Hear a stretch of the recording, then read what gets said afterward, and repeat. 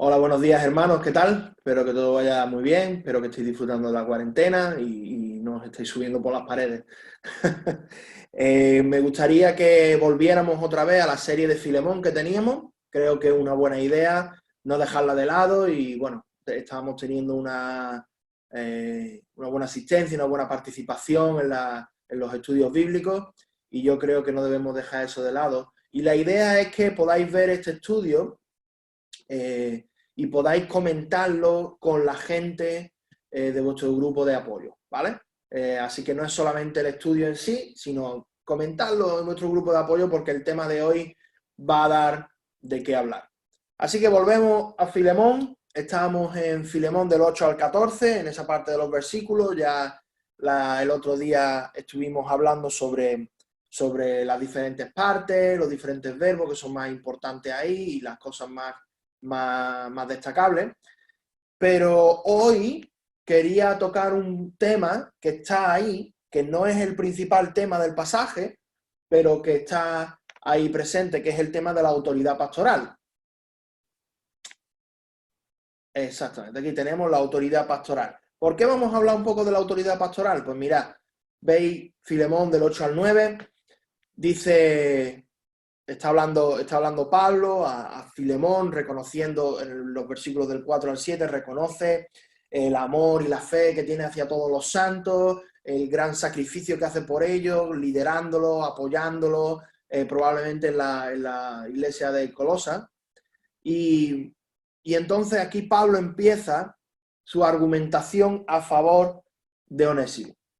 Y empieza diciendo una cosa que quizá nos puede chocar a nosotros mucho, porque, bueno, no vivimos en un mundo en el cual normalmente se nos diga qué hacer y que nosotros lo tomemos bien, pero aquí el apóstol Pablo le está diciendo a Filemón, dice, por lo cual, aunque tengo mucha libertad en Cristo para mandarte lo que conviene, más bien te ruego por amor, siendo como soy Pablo ya anciano y ahora además prisionero de Jesucristo.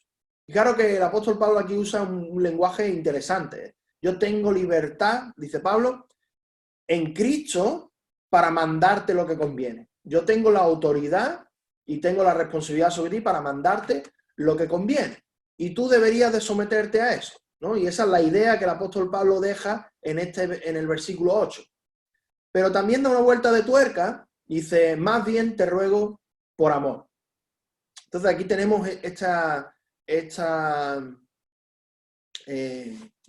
moneda, ¿no? En la cual el apóstol Pablo reconoce su autoridad como apóstol y alguien que estaba por encima de Filemón y que Filemón debía someterse a él, pero por el otro lado no quiere hacerlo de una manera que Filemón se sienta completamente, bueno, como si fuera un esclavo, sino quiere hacerlo, quiere rogar que Filemón lo haga por amor a Onésimo, por amor a Pablo y por amor a Cristo, ¿no? Entonces, claro, esto tiene mucho que ver con el tema de la autoridad pastoral. Ahí, como sabéis, y probablemente muchos de vosotros lo habéis experimentado, hay pastores, ancianos, obispos, nosotros entendemos que son los tres lo mismo, hay pastores ancianos que han ejercido un mal uso de su autoridad. Claro, debemos de entender que los pastores y los ancianos son personas de carne y hueso, ¿no?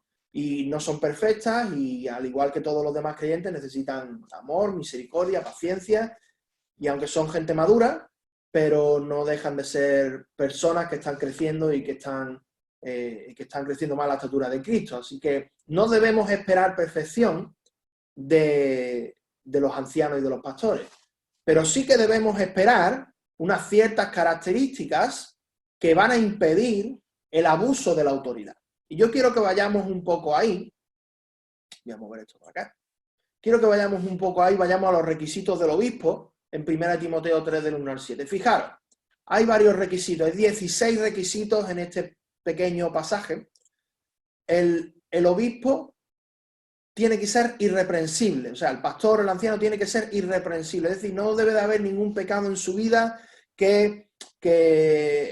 en el cual él esté sucumbiendo. No debe de haber nada en su vida que sea grande, lo suficientemente grande como para causar un problema, ¿no? Debe ser alguien irreprensible, alguien que no tiene culpa. No significa necesariamente perfecto, no significa necesariamente que lo hace todo bien, porque ya repetimos, bueno, la gloria del Evangelio, como dice Romano, está en vasos de barro, ¿no?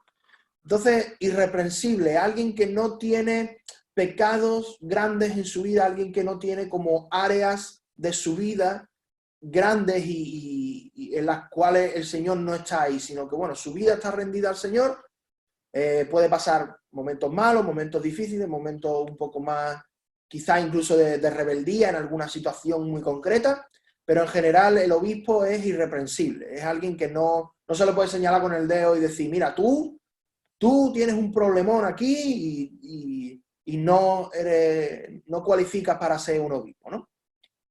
Eso es importante. Marido de una sola mujer, alguien que sea fiel a su esposa, que sea sobrio, es decir, una persona que no esté pensando siempre en los pajaritos, sino que esté con los pies en el suelo, alguien que sea realista, ¿no? Podríamos traducirlo como alguien que sea realista. Obviamente esto de sobrio también da unas indicaciones hacia el hecho de que debe ser alguien íntegro en cuanto al tema de la bebida, no emborracharse y todo eso. Alguien que sea prudente, alguien que sea decoroso, alguien que se vista a sí mismo de una manera buena, que glorifica a Dios, no solamente que se vista, sino que se comporte de una manera. No solo, el decoro no solamente tiene que ver con algo externo, sino tiene que ver más con una intención del corazón en la cual pues se muestra un carácter santo. Alguien que sea hospedador, el obispo tiene que ser alguien hospedador, alguien que abra su casa, alguien que invite a la gente, alguien que permita que otros se queden a dormir y que puedan encontrar refugio en ese hogar, ¿no? Alguien que sea apto para enseñar, que tenga el suficiente conocimiento para poder enseñar las verdades bíblicas del Evangelio de una manera apropiada, de una manera fiel a la Escritura y que no sea pues algo que él se invente, sino que sea muy fiel a la Escritura, ¿no? Alguien, volvemos un poco a lo de sobrio, no sea dado al vino, no significa que no beba vino, ni esto no es una declaración para ir en contra del alcohol, como algunos sugieren, sino que no sea dado al vino, es decir, que no esté continuamente dependiendo del vino, de la cerveza, que no sea un borracho, que no tenga un problema con respecto al tema de la bebida, ¿vale? No pendenciero o alguien que no busca peleas continuamente, ¿no? No es peleón, podríamos traducirlo también, ¿no? Un obispo tiene que ser alguien de paz, tiene que ser un pacificador, tiene que ser un reconciliador, tiene que ser alguien que, en vez de romper relaciones, las restaure. Tiene que ser alguien que no codicie las ganancias deshonestas, es decir, que no esté constantemente codiciando las riquezas de otra persona y buscando cómo hacer riqueza, incluso si eso requiere mentir, si eso requiere pues hacer cosas que no se deberían hacer.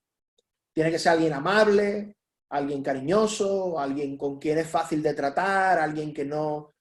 vosotros sabéis, ¿no? Una persona con la cual no tienes que estar midiendo tus palabras porque te va a estar siempre juzgando, porque va a estar yendo en contra tuya o usando lo que dices en tu contra. Eso no, un obispo no debería ser de esa manera. Alguien apacible, alguien que trae paz, ¿no? Alguien que es un remanso, que es estable, que trae estabilidad, que cuando la gente a su alrededor está muy, muy inquieta, como por ejemplo en una situación de crisis como a lo mejor estamos viviendo ahora, que sea una persona que pueda traer tranquilidad y que pueda traer, pues eso, una paz y guiar a la iglesia a una paz que solamente el Señor puede dar. Que no sea avaro, que no esté pensando continuamente en las riquezas y en acumularlas y en no pensar en nadie más, sino en él mismo.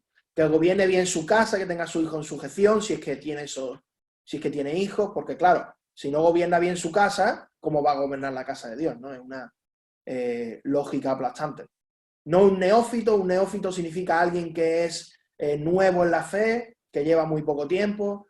El obispo tiene que ser alguien que lleve tiempo en la fe, que esté experimentado en la fe, que haya pasado por etapas personales, por experiencias en las cuales ha tenido altibajos, ha sabido salir de eso, ha aprendido y ahora puede aconsejar a los demás, ¿no? Y que tenga también buen testimonio de los de fuera, porque si no, este hombre puede tener todas estas características, pero si los de fuera dicen, ah, mira, pues realmente este hombre tiene este problema y era así, y era asado, y lo que sea. Entonces, pues también tiene que tener testimonio de fuera. Y si os fijáis, aquí en irreprensible, prudente, apacible, amable, pendenciero, he destacado estas características porque si vemos estas características de obispo, las características de obispo en 1 Timoteo 3 deberían evitar que alguien con sed de poder llegara al liderazgo de la iglesia. Porque es alguien que no necesita de la aprobación externa de los demás para encontrarse bien emocionalmente. No necesita señorearse sobre otras personas para encontrarse bien emocionalmente y tener una buena autoestima, sino que sabe que su autoestima está en Cristo y que él lo que tiene que hacer es bendecir al rebaño, hacer todo lo que pueda por el rebaño de Dios, ¿no? Entonces hay estas características, he señalado estas, podría haber más, pero he señalado estas que me parecen interesantes para ver cómo los requisitos del obispo son un filtro muy, muy, muy importante para impedir que gente entre en el liderazgo y que pueda hacer un mal uso de esa autoridad, ¿no? Así que ya vemos que Dios pone un filtro primero muy importante para que esto no ocurra en su iglesia. Ahora vamos a ver algunas de las tareas del pastor o del anciano, porque hablamos del abuso de autoridad, pero tenemos que preguntarnos, ¿realmente el anciano, el pastor, tiene algún tipo de autoridad? Pues yo creo que sí, y vemos la escritura, y vamos a definir un poco qué tipo de autoridad, ¿no? Dice, en ocasiones debe reprender duramente, el anciano debe reprender duramente a otros para que sean sanos en la fe. Esto se lo dice Pablo a Tito para que reprenda a los cretenses, a los de Creta. Dice, este testimonio es verdadero, por lo tanto, repréndelos duramente para que sean sanos en la fe. Decía, hay una reprensión, Tito o Pablo le anima a Tito a usar su autoridad como líder para reprender duramente, pero con un objetivo. El objetivo no es reprender por reprender, no es machacar a la gente, el objetivo no es dejar a la gente por los suelos, el objetivo es que sean sanos en la fe, es que crezcan en Cristo, es que puedan quitar todas esas impurezas de su vida y puedan crecer más a la estatura de Cristo, ¿no?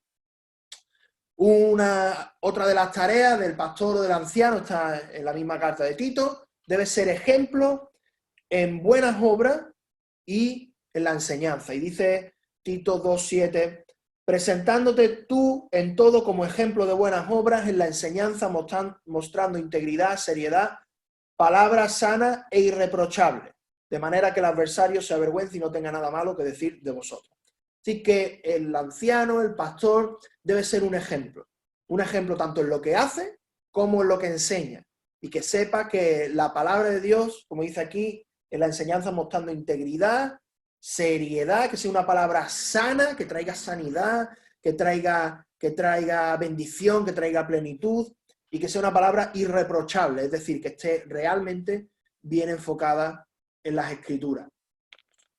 Algunas otras tareas del pastor del anciano son hablar, exhortar y reprender con toda autoridad. Fijaos lo que dice Tito 2:15, ¿vale?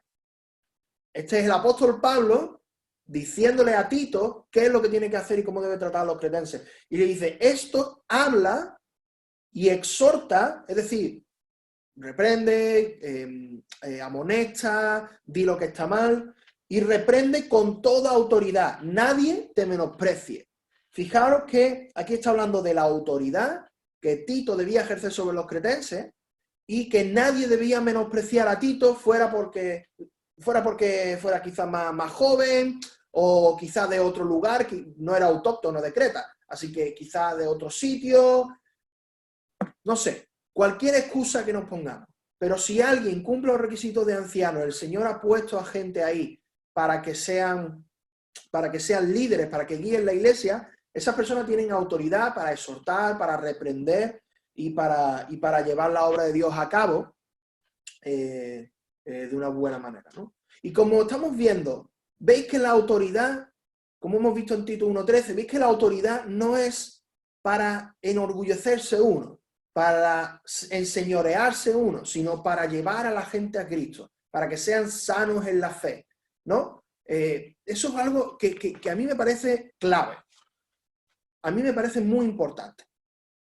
Que podamos ver la autoridad, no como que los líderes y pastores puedan ver la autoridad no como un privilegio, sino como un medio, como una herramienta para la cual, usada para hacer un trabajo. Es decir, Dios me ha mandado que yo levante esta iglesia, o mejor dicho, que yo ayude a que esta iglesia se levante y crezca en el conocimiento de Cristo y en el carácter de Cristo. Así que yo necesito cierta autoridad. Necesito ciertos derechos que otros hermanos no van a tener, porque no es su tarea, es mi tarea. Es como si, por ejemplo, yo veo la autoridad como un instrumento, ya lo digo.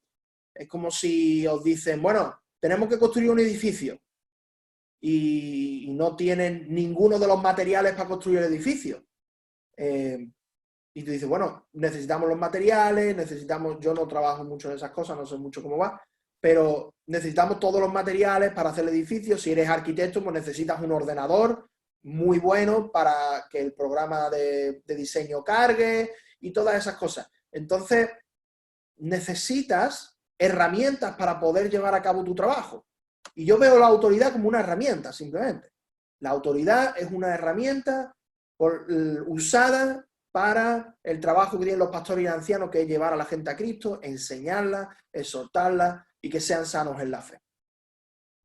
Fijaros, en esta misma línea, lo que dice 2 Corintios 10:8, 2 Corintios 10:8 dice, hablando el apóstol Pablo, dice, porque aunque me gloríe algo más todavía de nuestra autoridad, el apóstol Pablo hablando de su autoridad sobre los corintios, dice, la cual el Señor nos dio para edificación y no para vuestra destrucción, no me avergonzaré.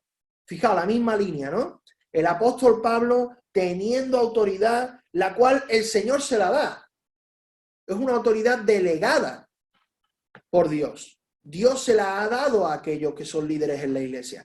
Pero fijaos, una autoridad que nos dio para edificación y no para vuestra destrucción. Por eso el tema del abuso espiritual es muy difícil para los pastores, es muy complicado. ¿Cómo puedo decir esto? Digamos, los pastores van a ser juzgados duramente por esto. Porque el Señor está buscando continuamente la bendición para su iglesia, que su iglesia crezca, que su iglesia esté continuamente conociendo más de Él, que su iglesia, y no me refiero a bendición en el sentido económico y todas esas cosas, o falta de persecución, ¿no? Porque la persecución está ahí, y a veces el Señor usa la persecución para levantar su iglesia. Pero el Señor usa a los pastores, a los líderes, a los ancianos, a la gente que enseña, para bendecir a su iglesia, para hacer que su iglesia se levante, para hacer que ese edificio sea cada vez más alto, para que la gente crezca en calidad, para que la iglesia, la congregación crezca también en número.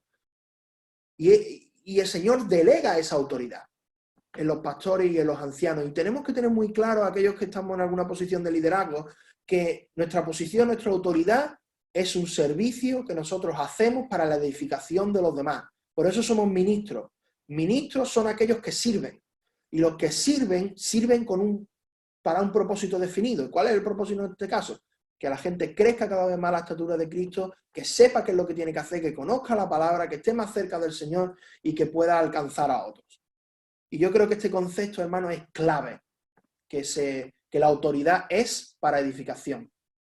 Aquí tenemos algunas otras tareas que el apóstol Pablo que el apóstol Pedro nos da, en 1 de Pedro 5, del 2 a 3, que es apacentar y cuidar la grey de Dios. Y dentro de ese pasaje aparecen varias cositas, ¿no? Hay que apacentar y cuidar la grey de Dios no por fuerza, sino voluntariamente, es decir, que tú no estés forzando a la gente a hacer cosas constantemente, sino que tú generes en ellos un espíritu de voluntariado, de que, oye, ellos quieren hacerlo, pero porque quieren, porque Dios está generando eso en ellos, ¿no? Están contentos, están tranquilos, están siendo valorados, están creciendo, tienen una dirección, no están siendo explotados, no están siendo insultados si alguna vez hacen algo mal, sino que están siendo animados y confortados también. con ánimo pronto, no por ganancia deshonesta. Es decir, a los pastores y ancianos no deben estar buscando necesariamente el dinero y las ganancias y la economía y todo eso, que tiene su valor y tiene su importancia, porque de algo tenemos que comer, eso es obvio, pero la idea es no meterse a pastor por el dinero. Que hay gente que hace eso, no, aquí en España no, porque en España no, si te metes a pastor por dinero, eso es una tontería, pero quizá en Estados Unidos sí que pueda ser más común.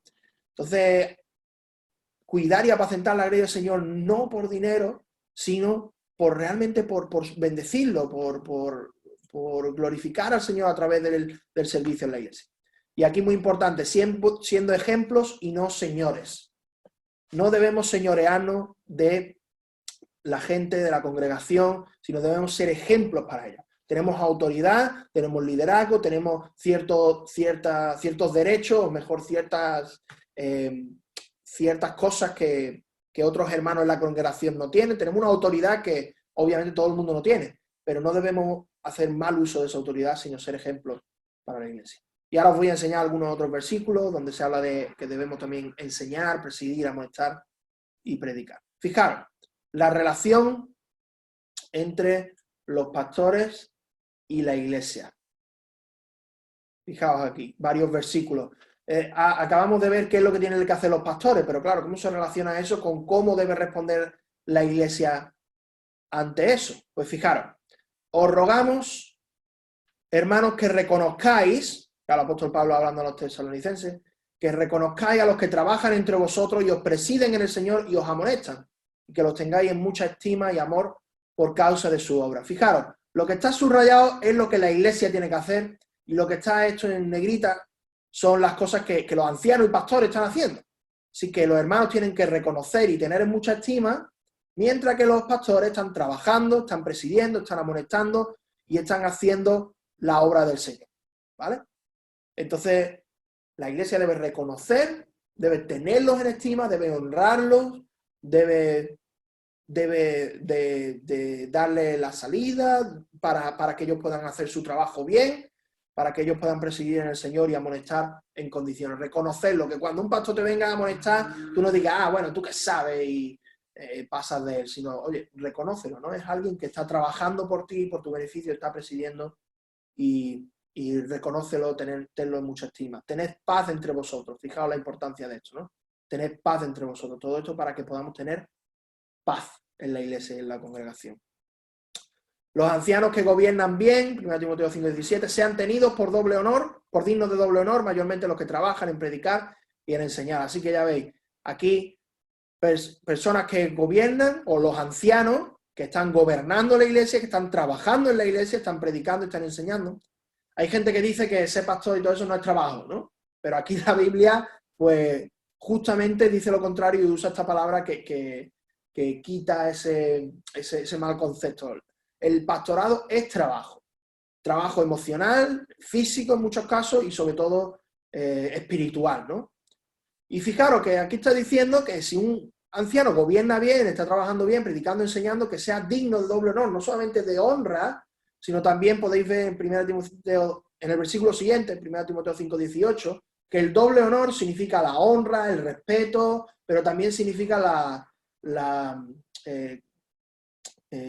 tiene que ver con el, perdón, que no me sale la palabra, con el sustento económico, esa es la palabra, con el sustento económico. Podéis ver en el siguiente versículo, 1 Timoteo 5:18, como dice que el digno es el obrero de su salario, ¿no? Entonces no estamos hablando aquí solamente de, uy, hermano, muchas gracias por predicar y por enseñar, sino si el anciano está en necesidad y está dedicando todo su tiempo a gobernar, a trabajar y a enseñar, pues entonces también debería ser tenido por este doble honor de ser sustentado por la iglesia.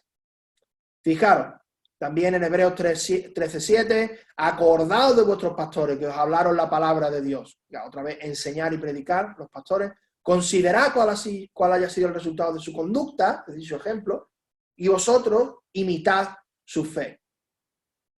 ¿Vale?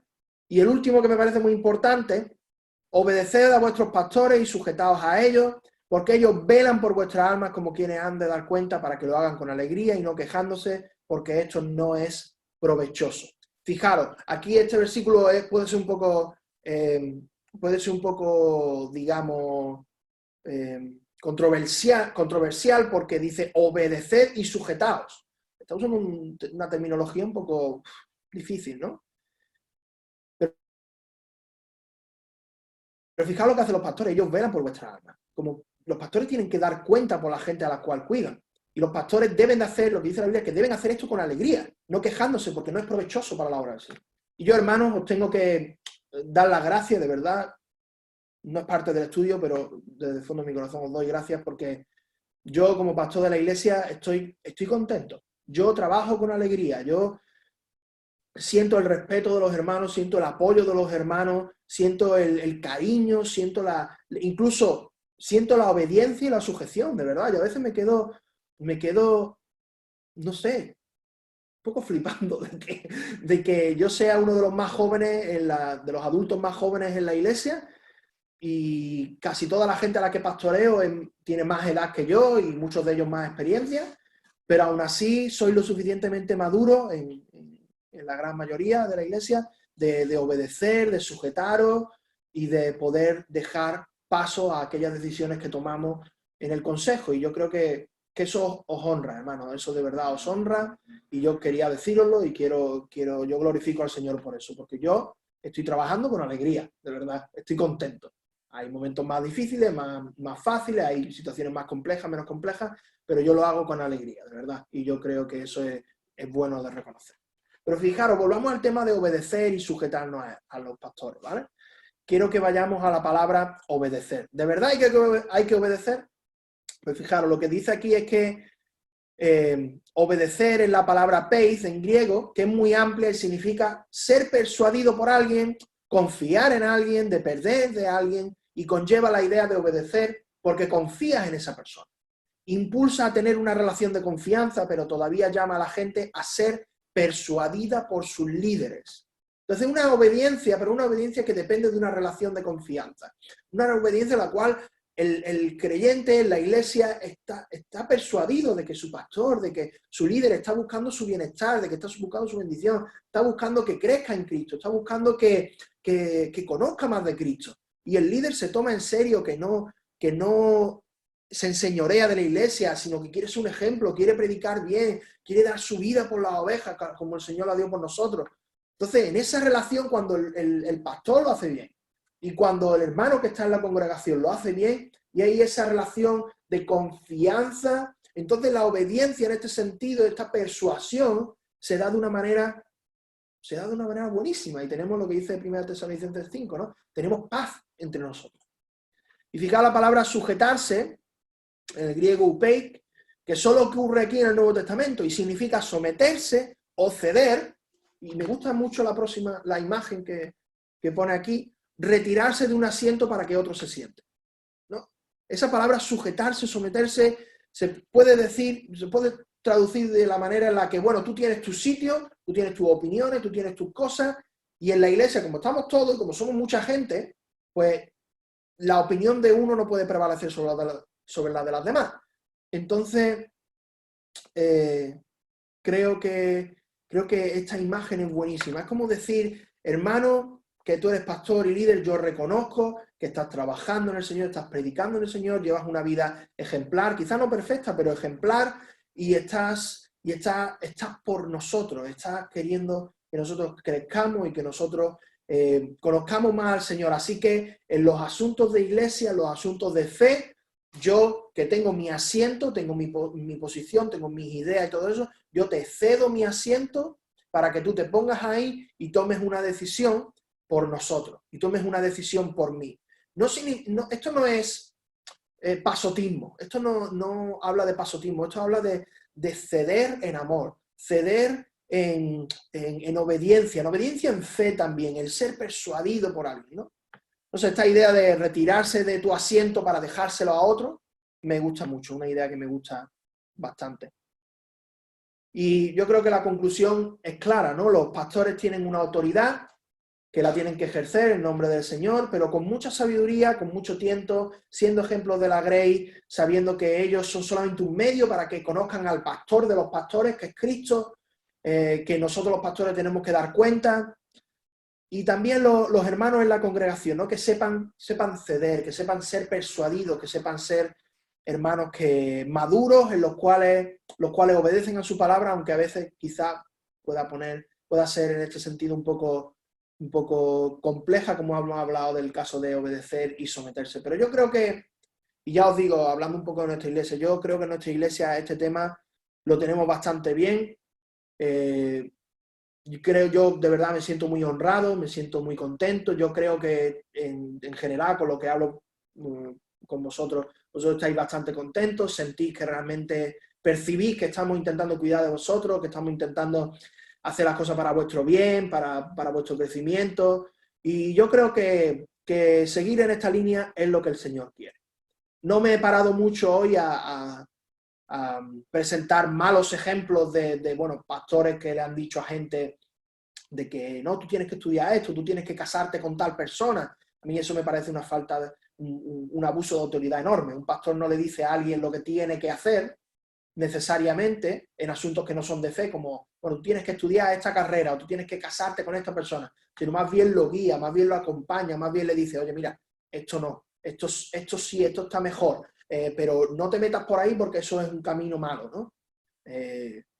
Bueno, yo creo que, aunque no haya puesto muchos ejemplos de eso, pero este estudio puede resumir muy bien todo lo que quiero decir y podéis fácilmente sacar vuestras conclusiones y poder discernir bien con todos estos versículos que hemos puesto cuando alguien está haciendo un uso legítimo de la autoridad o cuando está haciendo un abuso de la autoridad. Así que, hermanos, espero que esto sea de bendición, espero que el Señor os bendiga a través de este estudio y que el Señor esté cuidando vuestra casa y os esté bendiciendo en todos los ámbitos. Un abrazo.